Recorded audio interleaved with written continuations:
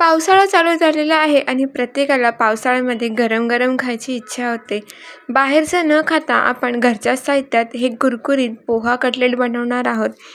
चला तर रेसिपीला सुरुवात करूया. इथे मी 1 कप पोहे घेतलेत.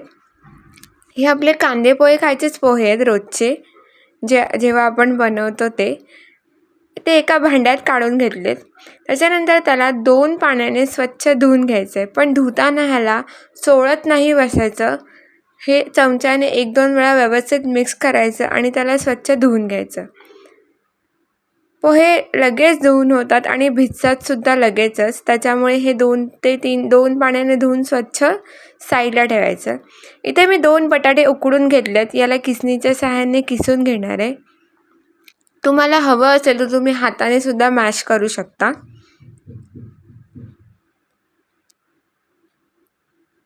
या पद्धतीने मी याला किसून घेतलं आहे.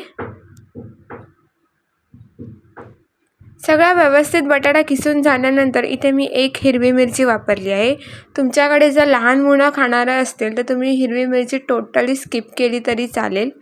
काही मसाले घेतलेत. 1 चमचा धनेपूड, 1 चमचा जिरेपूड, अर्धा चमचा हळद, ब्लॅक पेपर पावडर, काळी मिरी पावडर घेतली आहे अर्धा चमचा.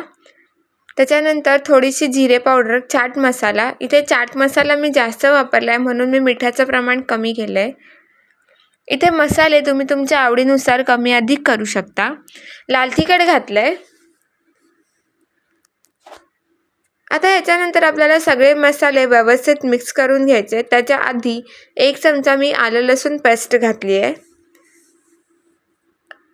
आणि बारीक चिरलेली कोथिंबीर सुद्धा घातली आहे.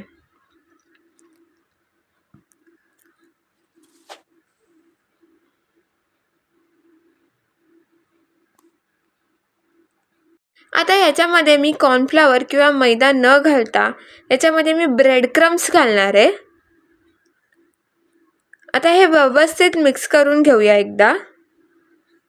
ह्याचा आपण जसा कणकेसारखा गोळा करतो त्या पद्धतीने व्यवस्थित मिक्स करून घ्यायचं आहे आपल्याला. तुम्ही याच्यात भाज्यासुद्धा ॲड करू शकता. मी फक्त कांदा घातला आहे. बारीक चिरलेला कांदा घातला आहे मी 1 मध्यम आकाराचा. आता हे सगळं व्यवस्थित पुन्हा मिक्स करून घेणार आहे. व्यवस्थित मिक्स करून झालेलं आहे. याचे लिंबाएवढे गोळे तयार करूया. तुम्हाला ज्या आकाराचे कटलेट हवे आहेत त्या आकाराचे तुम्ही करू शकता. मी इथे थोडंसं गोल आणि चपटं करणार आहे याला. या पद्धतीने मी सगळे कटलेट तयार करून घेतले आहेत. 1 कपामध्ये माझे 7 कटलेट तयार झाले, तुम्ही बघू शकता. आता इथे मी तांदळाचं पीठ घेतलं 1 चमचा, ब्रेड क्रम्स आणि आपले कटलेट. आता हे तांदळाच्या पिठामध्ये मी थोडं पाणी घालून याची स्लरी तयार करणार आहे. तुमच्याकडे जर कॉर्नफ्लॉवर असेल, मैदा असेल तर त्याची स्लरी केली तरी चालेल. आता हे कटलेट जे आहेत ते आपल्याला तांदळाच्या पिठात एकदम मिक्स करून घोळवून घ्यायचे आहेत आणि ब्रेड क्रम्समध्ये सुद्धा व्यवस्थित घोळवून घ्यायचे आहेत. खूप छान लागतात हे कटलेट. एकदा नक्की ट्राय करून बघा. लहान मुलांना डब्याला द्यायसाठी उत्तम पर्याय आहे. झटपट होतात आणि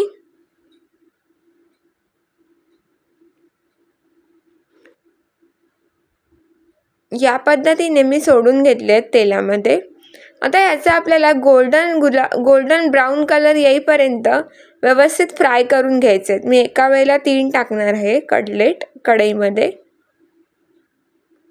खूप छान लागतात.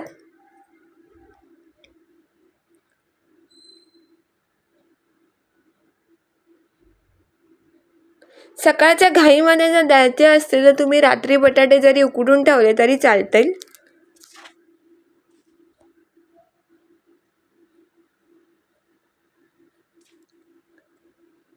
तुम्ही बघू शकता छान गोल्डन कलर आलेला आहे याला आणि क्रिस्पी होतात छान. ही 1 बॅच तयार करून झालेली आहे. ही मी काढून घेते आता पेपरवर साईडला.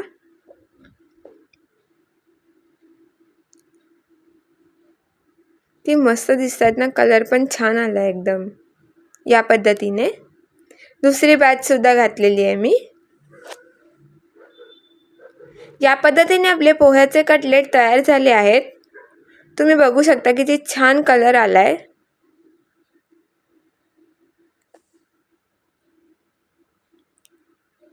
तुम्हाला दाखवते किती खुसखुशीत झालं ते. खूप मस्त होतात. व्हिडिओ आवडल्यास लाईक, शेअर आणि सबस्क्राईब करायला विसरू नका. आणि रेसिपी कशी वाटली हे नक्की कमेंट करून सांगा. धन्यवाद.